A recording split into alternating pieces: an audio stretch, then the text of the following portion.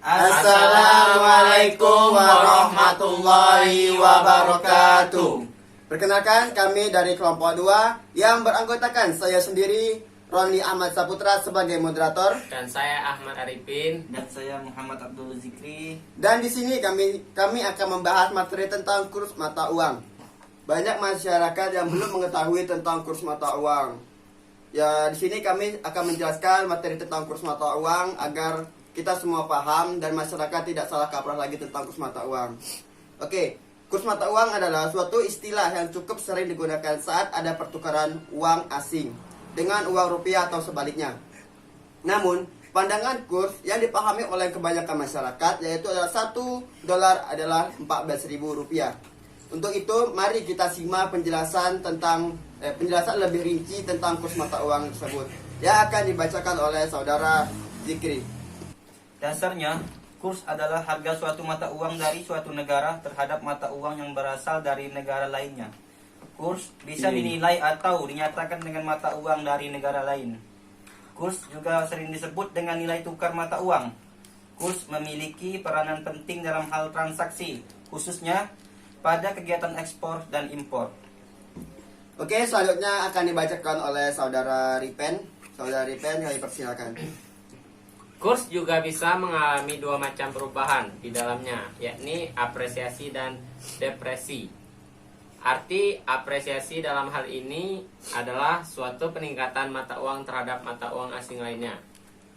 Apresiasi akan terjadi karena adanya tarik yang sangat kuat antara pemerintah dan penawaran yang ada di pasar valuta asing.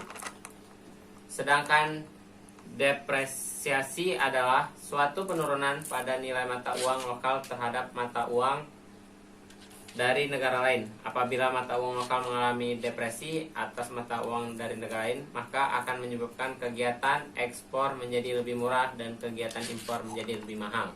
Oke, selanjutnya adalah jenis kurs. Kurs ada terdiri dari 3 kurs, yaitu kurs beli. Kurs beli adalah kurs yang digunakan oleh pihak bank, penukaran mata uang asing, dan para pedagang valuta asing untuk kegiatan pembelian valuta asing. Yang kedua adalah kurs jual, di mana pengertian kurs jual adalah merupakan kurs yang digunakan oleh pihak bank atau tempat penukaran mata uang dan juga valuta asing dalam menjualkan valuta asing. Oke, yang ketiga adalah kurs tengah. Adalah suatu kurs yang berada di antara kurs jual dan kurs beli. Kurs tengah bisa diperoleh dengan menjual kurs jual dan kurs beli, lalu kemudian hasilnya dibagi 2. Oke, selanjutnya akan dibacakan oleh saudari Zikri. Silakan saudari. Jenis-jenis transaksi kurs dalam pasar valuta asing. Transaksi spot atau spot transaction. Transaksi spot merupakan suatu proses transaksi jual beli terhadap mata uang asing yang kegiatannya langsung dilakukan di lokasi pertukaran. Transaksi berjangka, forward atau transaction.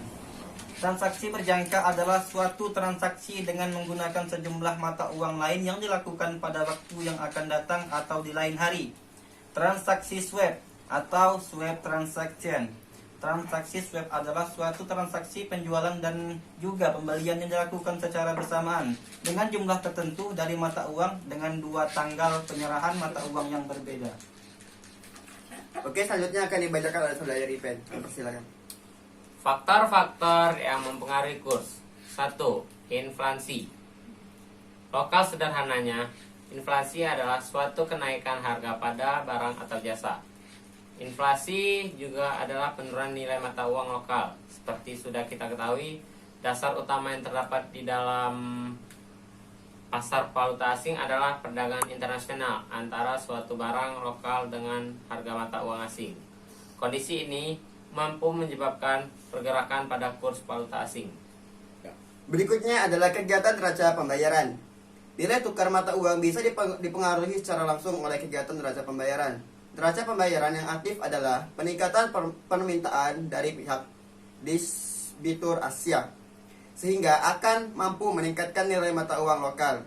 Di sisi lain, pasifnya suatu saldo pembayaran yang mana dibetur dalam negeri menjual seluruh aset dengan menggunakan mata uang asing akan menyebabkan penurunan nilai tukar terhadap mata uang nasional. Oke, selanjutnya. 3. Perbedaan suku bunga di berbagai negara. Tingkat bunga adalah suatu dari uang yang dimanfaatkan untuk jangka waktu tertentu. Perubahan tingkat suku bunga yang tinggi pada suatu negara akan turut mempengaruhi arus modal internasional. Pada dasarnya, bila suatu suku bunga meningkat, maka akan menstimulasi modal asing yang masuk. Oke, berikutnya. 4. Kontrol pemerintah.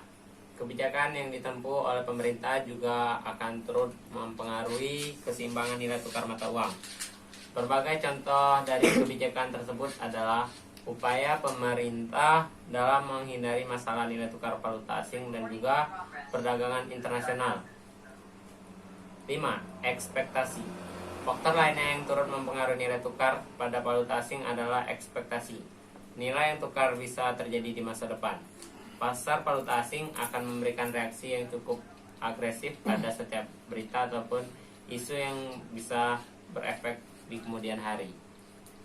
Tadi adalah penjelasan tentang kurs mata uang. Untuk itu kesimpulan dari materi kita pada hari ini adalah kurs harus bisa dipahami dengan baik. Untuk Anda yang sering berpergian ke luar negeri atau aktif dalam kegiatan ekspor dan impor dan jasa, minimalnya pengetahuan tentang kurs jual beli akan menyebabkan kerugian dalam memahami istilah kurs. Untuk itu, khusus untuk perusahaan yang aktif dalam kegiatan ekspor dan impor, melakukan pengelolaan keuangan yang baik bisa membantu perusahaan dalam merespon pergerakan kurs yang terjadi, sehingga setiap kerugian yang disebabkan karena perubahan kurs bisa dihindari dengan baik. Untuk itu, sekian dari materi dari kelompok kami ucapkan wassalamualaikum warahmatullahi wabarakatuh.